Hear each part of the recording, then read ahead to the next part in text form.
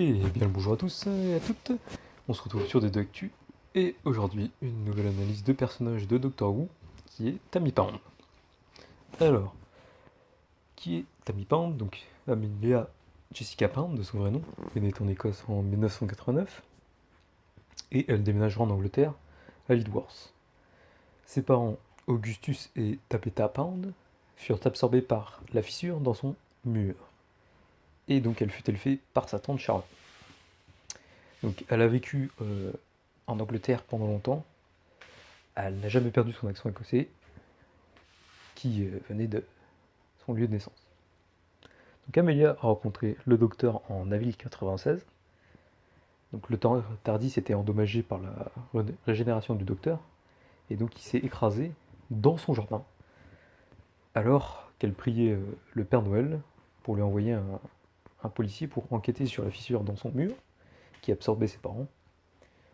Donc Amelia a d'abord pris l'apparence anachronique de la boîte de police du Tardis au pied de la lettre, et donc a demandé au docteur s'il était policier, qui a été envoyé via le Père Noël.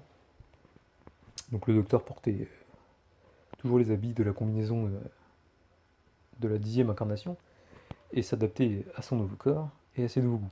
Donc il a examiné la fissure dans le mur de Amelia, qui était en fait une déchirure dans le temps, donc un espace qui servait de portail vers un autre temps et un autre lieu. Un prisonnier de l'Atraxie, connu sous le nom du prisonnier zéro, s'en est échappé dans la maison d'Amelia. Mais le docteur, avant que le docteur puisse aider Amelia davantage, la cloche du Tardis s'est déclenchée, ce qui l'a fait retourner au Tardis pour empêcher les moteurs de disparaître progressivement. Il a donc proposé de l'emmener avec lui dans le Tardis, mais il a d'abord dû le stabiliser. Il a donc ensuite pris le Tardis pour ce qu'il pensait être un voyage rapide dans le futur. Et donc Amy en a profité pour préparer une petite valise et retourner dans le jardin en alternant, en attendant l'arrivée du docteur. Mais il n'a pas tenu sa promesse, donc elle l'a attendu longtemps. Au cours des années à suivre, Amelia était obsédée par son ami imaginaire. Elle a créé des poupées, des BD, des jeux d'habillage. Donc la tante Shannon, qui l'a élevée, a envoyé Amelia chez 4 psychiatres qui lui ont dit que le docteur n'était pas réel. Et elle les a mordus, tout simplement. À l'école, ses meilleurs amis étaient Rory, Williams et Melody, qui se fait appeler Mels, dont Amelia et Rory ne savaient pas qu'il s'agissait en fait de leur fille du 52e siècle. Ses centres d'intérêt étaient l'occupation romaine de la Grande-Bretagne, sur laquelle elles avaient de nombreux livres, ainsi que son livre préféré, qui est La boîte de Pandore. Elle fit donc un exposé sur les Romains, mais n'eut pas une bonne note à cause du titre, L'invasion des Italiens sexy. Bon, comme on peut l'imaginer, c'est pas un super titre. Donc, Amelia attendait souvent Mels lorsqu'elle était convoquée au puni avant de la réprimander des bêtises qu'elle avait fait. À cause de la timidité de Rory et de son hésitation à exprimer ses sentiments envers Amy, ainsi que son désintérêt pour les autres filles, celle-ci pensa pendant longtemps qu'il était gay. Cependant, Mels lui fit comprendre les sentiments de Rory, devenant paradoxalement responsable de la rencontre de ses parents. Et donc le docteur, pensant que seulement 5 minutes s'étaient écoulées, est donc revenu en 2008, comme une fleur, quand Amelia s'appelait maintenant Amy pour se distancier de ce nom de conte de fées. Elle a commencé à sortir avec Rory et à travailler comme bisougramme. Au moment du retour du docteur, elle portait un uniforme d'agent de police, ce qui lui a fait croire qu'elle était une policière, comme elle avait supposé être 12 ans plus tôt à cause de l'extérieur du Tardis. Bien que douteuse, elle a été le docteur à vaincre le prisonnier zéro, et le docteur a averti l'Atraxie de ne jamais revenir sur Terre. 2 ans plus tard, la veille de son mariage avec Rory, le 25 juin 2010, le docteur réapparaît.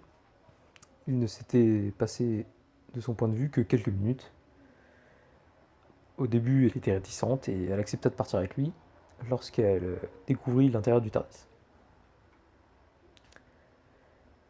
Et donc, alors qu'il visitait Manhattan en 2012, Rory fut envoyé en 1938 par des anges pleureurs, le docteur et Amy s'en rendirent compte en lisant Melody Malone, Private Detective in Old New York Town, où Riverson racontait ce qui s'était passé en 1938. Ils se rendent donc en Chine en moins 221 pour écrire Youza sur un vase d'indiquer à River d'activer son manipulateur de vortex et permettre au TARDIS d'atterrir à New York à son époque. Ils suivent Rory et Winterkey où ils l'avaient envoyé par les bébés anges. Le docteur comprit que les anges pleureurs avaient kidnappé de nombreuses personnes pour les piéger à Winterkey et se nourrir de leur énergie temporelle. Amy et Rory se jetèrent du haut du toit de l'immeuble dans l'espoir de créer un paradoxe en empêchant Rory d'être capturé par les anges. Ce plan fonctionna et les anges furent détruits et ils se réveillèrent dans un cimetière à New York, de nouveau en 2012. Avant d'entrer dans le TARDIS, Rory fut touché par un dernier ange survivant et renvoyé dans le passé. Le TARDIS ne pouvant plus aller chercher, Amy décida, dévastée, de se laisser toucher elle aussi par l'ange. Et donc, le docteur lui supplia de ne pas partir. Mais River lui a dit que le faire et d'aller retrouver son mari. Amy garda ses yeux sur l'ange lorsqu'elle disait adieu à sa fille et au docteur. Puis, elle retourna et disparut dans le passé. Et donc, elle est morte à l'âge de 87 ans et fut enterrée dans le même cimetière de New York où elle avait été touchée par l'ange, à côté de son mari qui est mort 5 mois auparavant. Donc sur ce, l'analyse de Amy Pound est terminée. Avant de partir sur nos vous, n'hésitez pas à vous abonner, lâcher un petit like, commentaire, faites-vous plaisir. Et restez sur le qui-vive pour d'autres nouvelles vidéos.